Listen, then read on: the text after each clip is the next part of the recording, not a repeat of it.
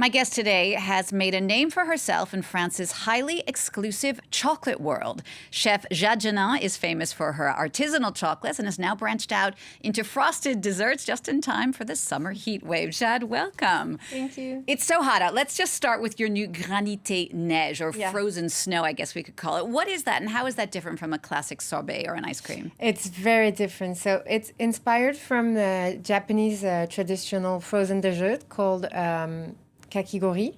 I think you also have it in Hawaii under the name shaved ice dessert. Mm-hmm. So it's inspired from this. So the specificity of this frozen dessert is the texture, because you really have like a snowy texture. How do we make that? This is shaved upon order. So we have our fruit or creamy preparation that is shaved upon order, and you will have really this snowy texture. And the other specificity of ours is the fresh fruits that we use inside.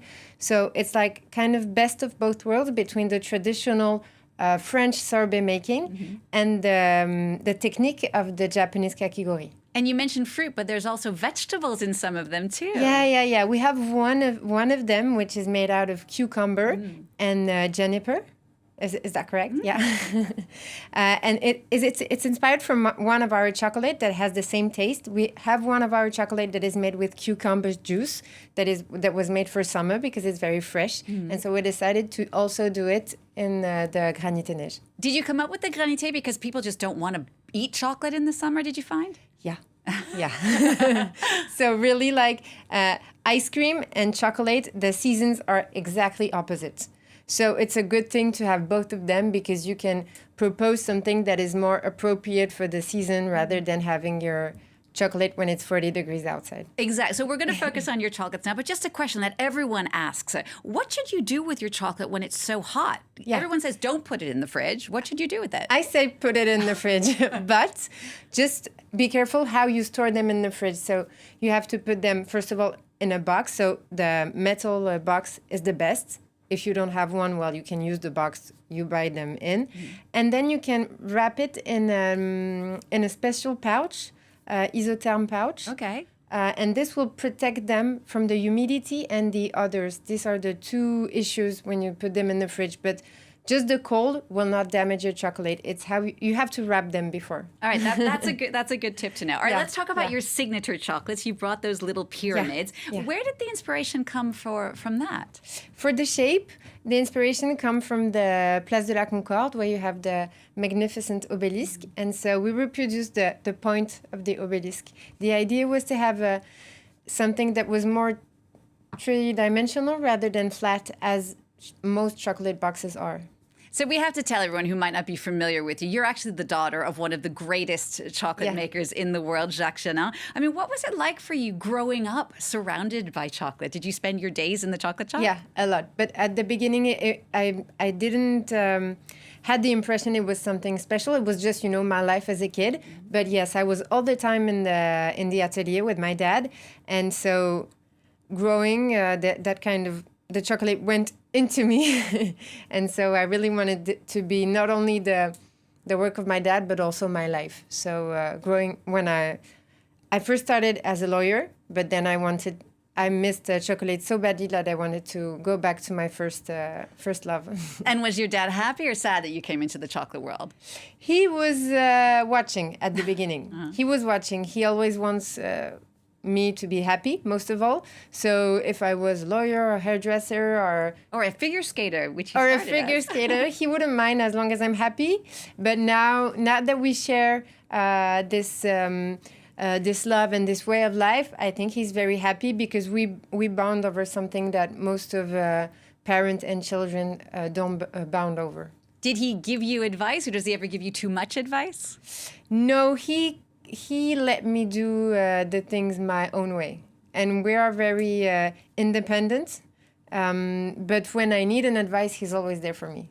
Now, you opened your own shop near the Opéra Garnier, right here in Paris. You opened it 3 years ago. Where also, I love, you have a space where chocolate lovers can actually get a peek into the workshop. Absolutely. I mean, tell me about working with the chocolate. Do you still do it yourself? Of course. Why do you like working with chocolate so much? I like how it reacts to the temperature, to how you can combine it with a lot of flavor. But of course, my everyday work is the work of a chef. So I'm always at the atelier, and it was important for me to have the atelier at the same place as the shop so that we can have a direct link with the customer. You know, I think it's important that they see how the chocolate is made.